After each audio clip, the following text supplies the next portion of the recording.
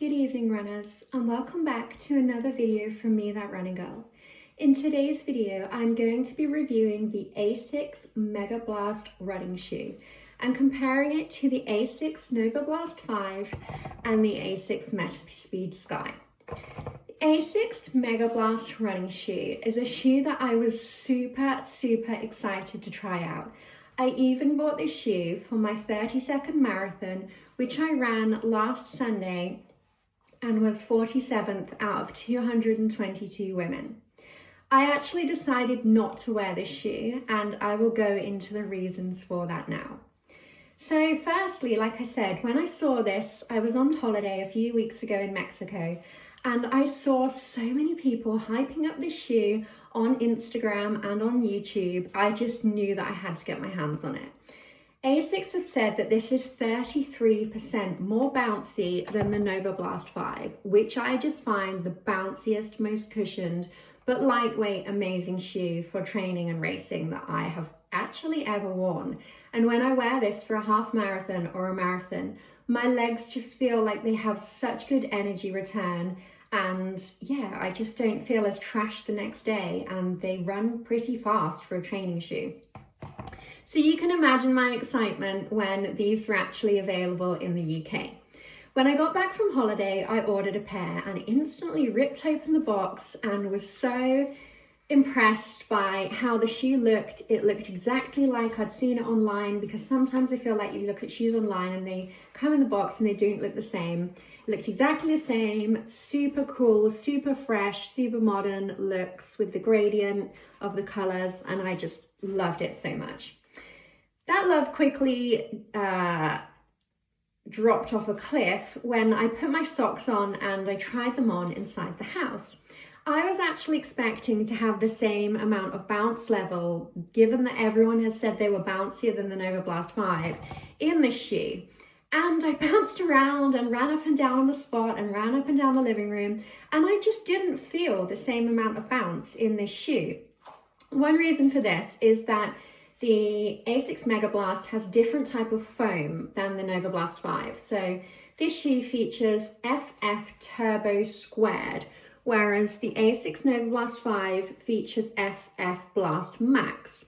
Now, you can't actually see by me just holding them up, but this Megablast 5 to me is much squishier and softer and bouncier, whereas this shoe, it does feel a tiny bit bouncy, but it's almost like the same kind of firm bounce that you get from a carbon plated shoe. Even though this doesn't have a carbon plate, I don't feel like it is the same kind of bounce as in the Megablast 5.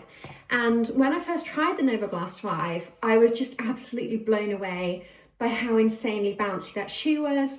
And I really expected to feel the same level of excitement in this shoe, and I just didn't. I was bouncing around and running up and down, and I was like, when's it going to feel bouncy? And it never did. And I was really disappointed with that. Underwhelmed is the one thing that I would describe my feelings for this shoe as. And I know that's going against everyone on, runners on Instagram and YouTube who absolutely love this shoe, but I just don't love it. The foam here reminds me of a cheaper Nike shoe. Sometimes when you buy not even a mid-range Nike shoe, like a cheaper Nike shoe, and it just feels like that kind of foam to me. It just feels cheap and bulky. Obviously it's not bulky. These are 8.1 ounces compared to the Megablast, which are 8.9 ounces. So it's definitely more of a stripped back kind of racing shoe. And that's the thing that Asics have tried to do with this shoe. Similarly to the Metaspeed Sky, they have the same kind of racing silhouette in terms of they have the same narrower width in the forefoot. So as opposed to the Megablast 5, which has a more roomy and cushioned forefoot, it's much more stripped back, and the materials used in this shoe, as you can see, the mesh, they are very similar to the Metaspeed Sky. So you're getting that streamlined race fit in the shoe, much cooler than the Megablast 5, which features fabrics that are a bit more weighted and almost woven, like the Nike Flyknit.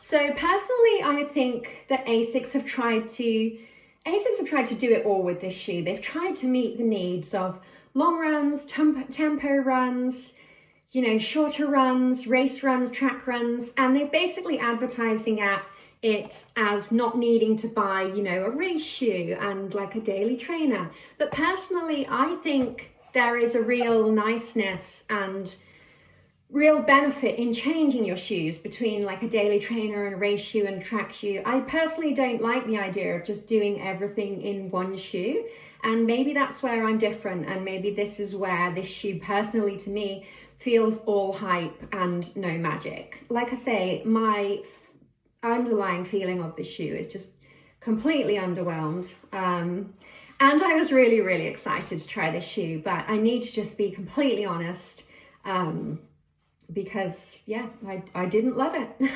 And another thing that I didn't like about this shoe is the lacing lockdown. So you can see on the Novablast 5 they have eyelets at the front and then going up to just standard lacing, which means that you can get the perfect fit. It means that you're never like, oh, my trainer's too loose or my trainer's too tight. It's just really easy to find the perfect fit. Whereas in the Megablast, you can see it's just like a standard lace. Yeah, but the main thing I'm taking away from this, the main thing that I hope you take away from it, is that the new foam, to me, it just feels cheap. Even when you don't have your feet in it and you're not running and you press it here, compared to the Novablast 5, when you press it here, you can tell the difference instantly. The Novablast 5, just your fingers dissolve into the shoe. Like, the softness there is absolutely incomparable to me to the softness in the Megablast.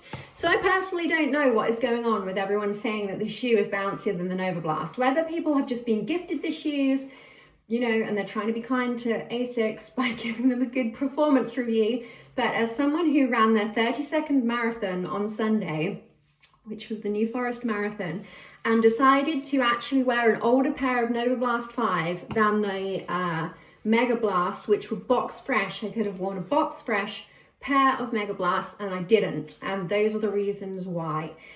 So yeah, I hope you found this video helpful if you're thinking about the Megablast. I would say that it is more similar to the Metaspeed Sky in the upper, in the heel. I wouldn't say that it actually shares many similarities at all with the Novablast. So people thinking that the Megablast is an evolution of the Novablast, I would say it's really not. It doesn't feature a carbon plate, but that's about where the similarities stop. It just feels completely different. So personally, I will be holding out for the Asics Megablast 6. Hopefully they will bring that out. And yeah, I will be going back to that shoe. You can also see in the sole of the shoe how different it is. And personally, I thought that the this foam on the bottom, literally to me, feels like polystyrene. It feels like the cheapest material going. So when you compare that to the Metaspeed Sky, I actually feel like it's a similar foam here, the white, but you've got this kind of meshed, grippy sole on it, on that one, so you don't really notice it. But if you can tell in the Novablast, it is completely different. And yeah, if you're used to Novablast 5 bounciness, take it from someone who has run for 20 years and 32 marathons and give this a miss. So I hope you found that review helpful, and I will see you in my next video. Bye.